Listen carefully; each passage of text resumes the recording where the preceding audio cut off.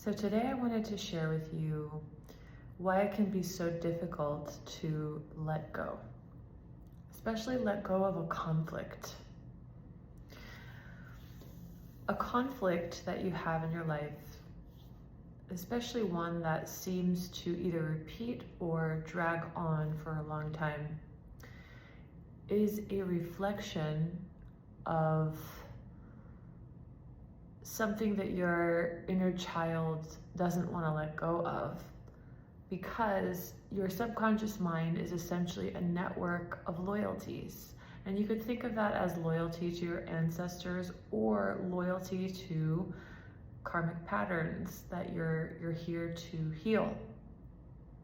So when you leave behind a conflict or the need for conflict, especially if a conflict is the only thing still keeping you connected to someone, a family member, partner, friend. The reason why it's so hard to let go and choose peace is because letting go of that conflict is like that little child, that inner child, letting go of its family. And I'm not saying anything new, but I'm saying it from a new level of realization within myself, which may or may not make a difference. That's why I wanted to share it. I'm literally falling asleep. I just arrived in Italy. It's been a long day for me, but I just got out of bed and I wanted to share this. And that's such a tender thing. That's such a tender thing. Being like a 5-year-old or a baby or something without a family. That's why it's so hard. That's why it's so hard. If a conflict is the only thing keeping loved ones in your awareness, maybe you're no longer physically together, maybe you're not on good terms, releasing the conflict is like releasing everything that's familiar to me, aka my family or my karma, however you want to frame it. My family. Sometimes it's really not about letting go of a person, it's about letting go of everything I know. It's so much deeper than what the person is reflecting or reminding you of. So if you attract chaos in your life because your ancestors or people in your family escaped a war, and so you're loyal to them, so you have chaos in your life, leaving chaos behind could feel like leaving your whole family behind, which in terms of your subconscious is like everything that you know. So it's so vulnerable for a child to be alone.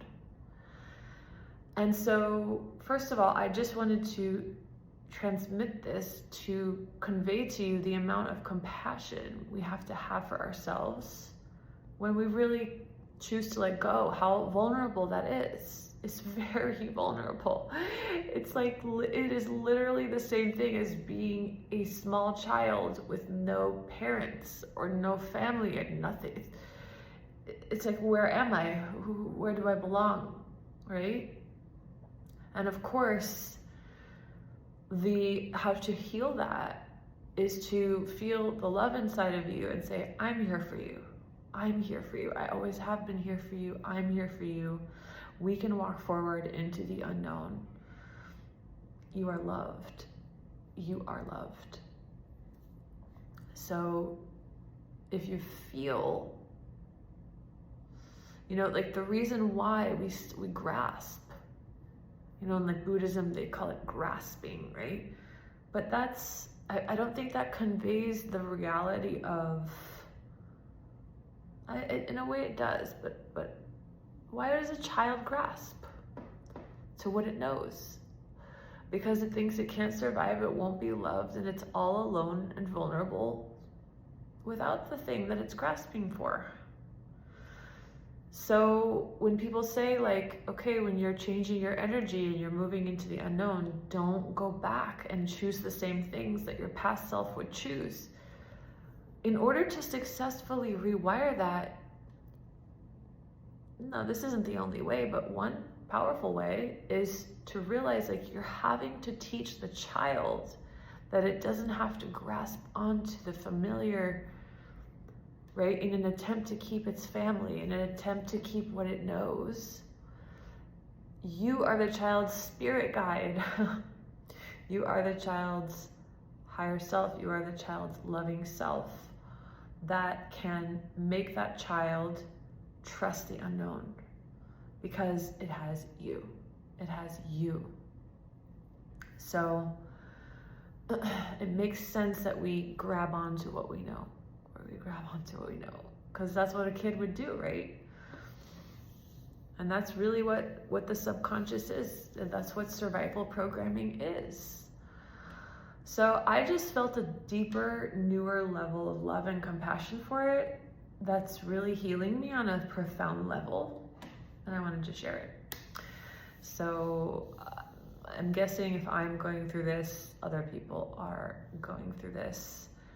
And yeah, like abandonment is such an intense pain because it reflects the intensity of the perception of the separation from God.